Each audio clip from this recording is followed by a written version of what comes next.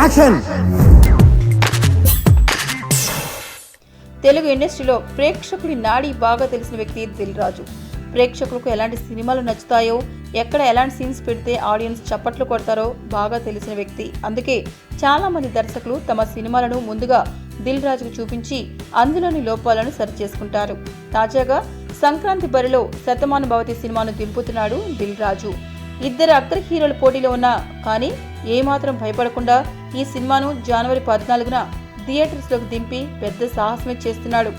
కొంతమంది మాత్రం దిల్ రాజు అంత నమ్మకం ఏంటి సినిమా పట్ల అని మాట్లాడుకుంటున్నారట. నమ్మకం లేనిదే రాజు బరిలో దిగడు. ప్రేక్షకుడికి ఎలాంటి సీన్స్ కావాలో, ఫ్యామిలీ ఆడియన్స్ ఎలాంటి సెంటిమెంట్ పెడితే బాగా కనెక్ట్ అవుతారో అన్నీ ఇందులోనూ ఉన్నాయట. అంతేకాదు, మహేష్ దగ్గర నుంచి దాదాపు టాప్ హీరోలంతా శతమాన భవతి సినిమాలో కనిపించబోతున్నారు. ఎలా అనుకుంటున్నారా?